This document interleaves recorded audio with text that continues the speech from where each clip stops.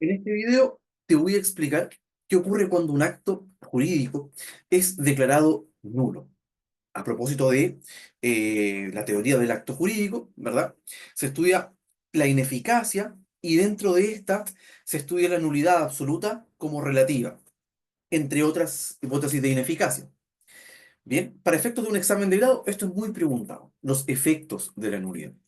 Y de partida, mencionar, ¿cierto?, que la forma de contestarlo en un examen de grado puede ser bastante sencilla, haciendo algunas distinciones entre las partes respecto de terceros, entre las partes si el acto o contrato ya se había cumplido o aún no, ¿verdad? Y si ya se había cumplido, diremos que el efecto de la nulidad judicialmente declarada será retrotraer a las partes al estado anterior de haberse celebrado el acto o contrato, y si es que aún no se cumplía, diríamos que la nulidad opera como un modo de extinguir obligaciones. Y respecto de terceros, el 1689 nos dice que la nulidad judicialmente declarada da acción reivindicatoria contra terceros poseedores.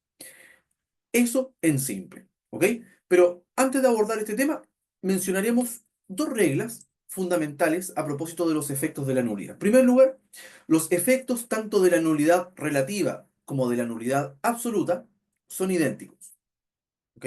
Si bien hacemos distinciones, ¿verdad?, en cuanto a la titularidad, tanto nulidad absoluta como relativa, en cuanto a las causales, también en cuanto a la posibilidad o no de ratificar, en cuanto a la prescripción de la acción de nulidad absoluta o nulidad relativa. Diferencias, hay diferencias, ¿cierto?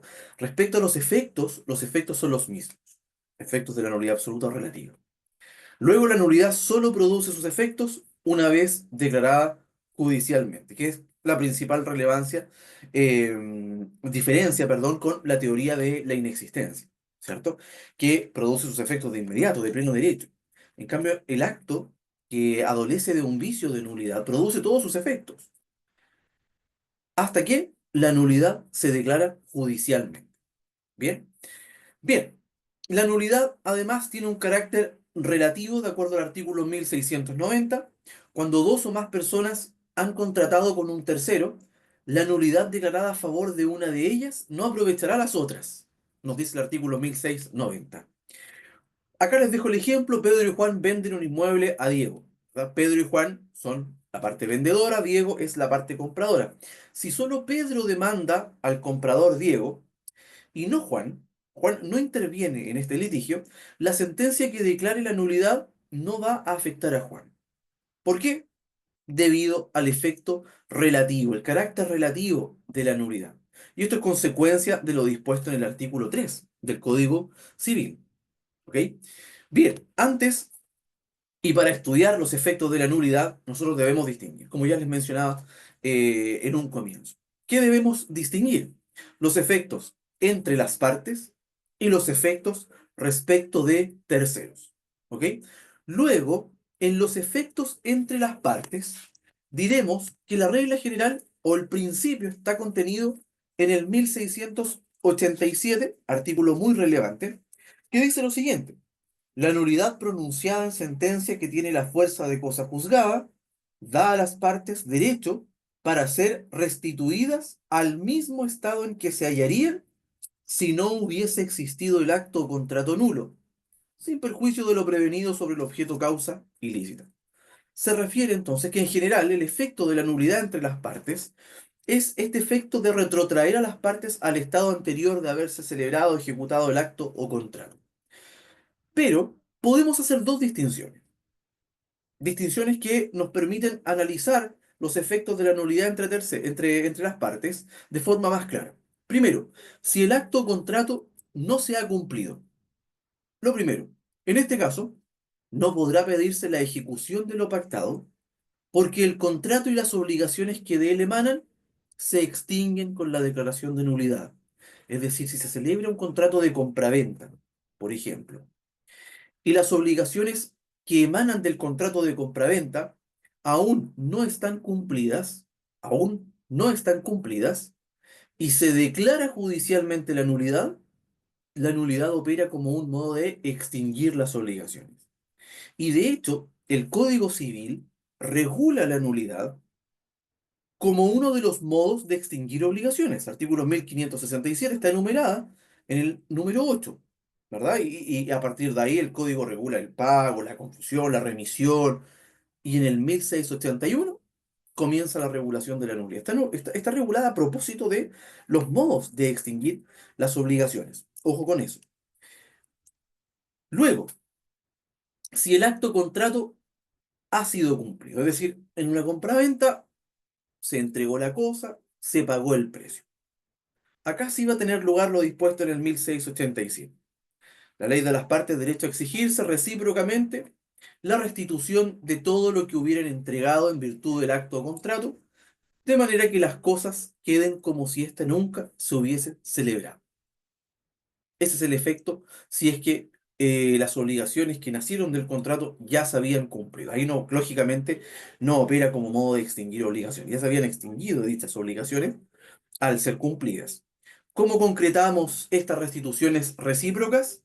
De acuerdo a las normas de las prestaciones o restituciones mutuas, ¿verdad? Que están reguladas a propósito de la acción reivindicatoria a partir del artículo 904. Ahí se regulan estas normas. Luego, casos en que no operan las prestaciones mutuas, u operan, pero parcialmente. Podemos mencionar ciertos casos, artículo 907, el poseedor de buena fe no está obligado a entregar los frutos que ha percibido mientras estuvo de buena fe, y se presume que lo está hasta el momento de la contestación de la demanda. 1468, cuando se ejecutó, celebró el acto contrato a sabiendas de que el acto jurídico adolecía de causa u objeto ilícito.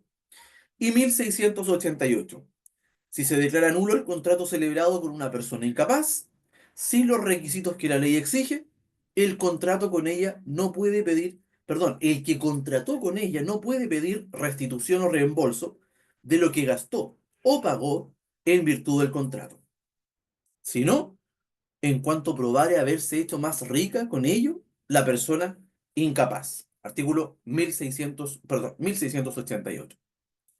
Bien, y luego, respecto de terceros, ¿qué efectos produce la nulidad judicialmente declarada respecto de terceros? Artículo 1689. La nulidad judicialmente pronunciada da acción reivindicatoria contra terceros poseedores. Acá, ojo, porque muchas veces en el examen de grado, cuando decimos terceros poseedores, el profesor les pregunta terceros poseedores de buena o de mala fe. Y lo que hay que tener claro es que el legislador no distingue, ¿cierto? Por lo tanto, habrá acción reivindicatoria contra el tercero poseedor, ya se encuentre de buena o de mala fe, sin hacer la distinción, ¿cierto?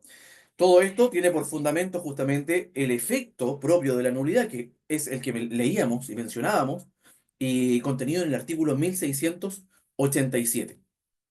Bien, eso entonces, recuerden este esquema, efectos de la nulidad entre las partes, efectos de la nulidad respecto de terceros. Entre las partes distinguir si se habían cumplido o no las obligaciones, o el contrato, el acto, o si no ha sido cumplido aún. Porque si aún no era cumplido, entonces la nulidad opera como un modo de extinguir las obligaciones, que es la forma en la cual el código regula la nulidad a partir del artículo 1567 y luego 1681.